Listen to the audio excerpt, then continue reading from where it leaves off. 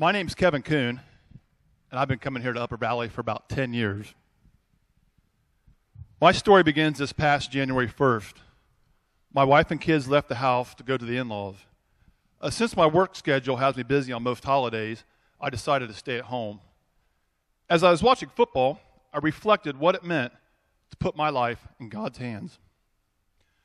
I was adopted at birth and raised in the Catholic Church. My parents were wise to know the importance of having a strong Christian foundation for their children.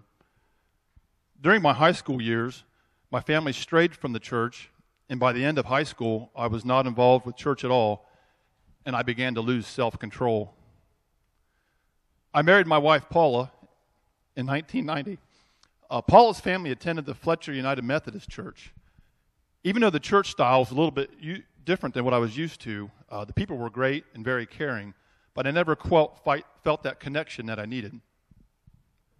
When we had our first child, I thought of my own childhood and the importance of having a strong Christian foundation. But at this time, I struggled with the notion of getting involved with any church as I further lost self-control. Paula started to attend Upper Valley through the MOPS program. I began to attend Upper Valley slowly but surely. It's very, very slowly. I remember making a deal with Paula. She asked me, "Why don't you go to church with me every week?" And I said, I'll go with you once a month. I thought, yeah, that would be good. Little did I know I was only hurting myself. One day I was invited to help clear the land for the new children's building. I worked with pastors Andy and Paul and some other wonderful people here. It was hard work, but I got this feeling of great joy and working for something and doing some hard work, but not asking for anything in return. Later, as we walked through the newly completed children's building, I finally felt that connection that I've been looking for in a church, but I still had trouble with self-control.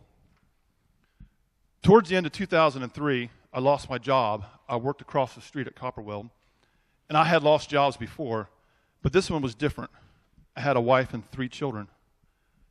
It was at this time I had lost all self-control.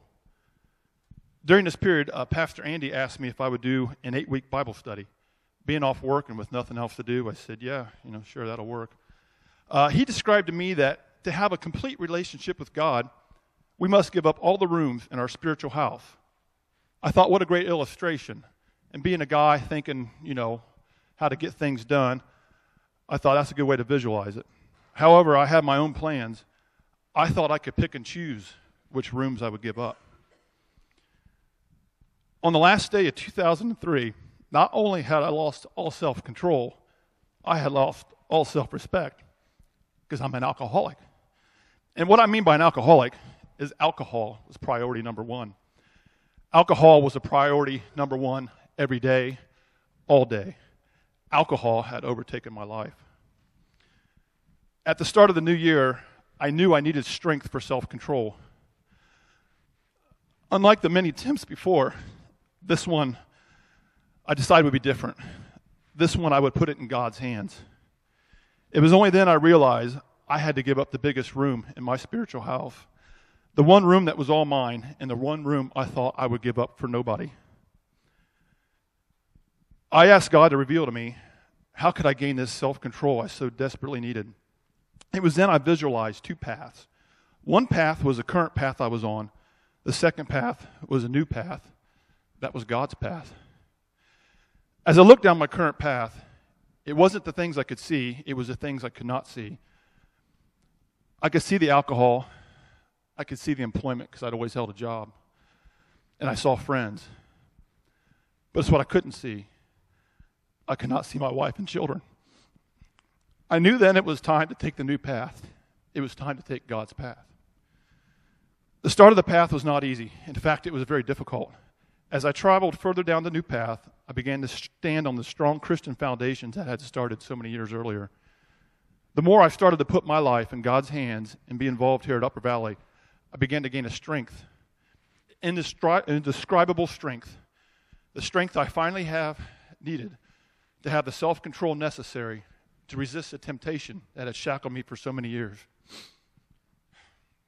So as I sat in my chair this past January 1st, waiting for our Buckeyes to kick off that Rose Bowl, I reflected back and I thought, What a great 6 years it's been resting in God's hands. Thank you.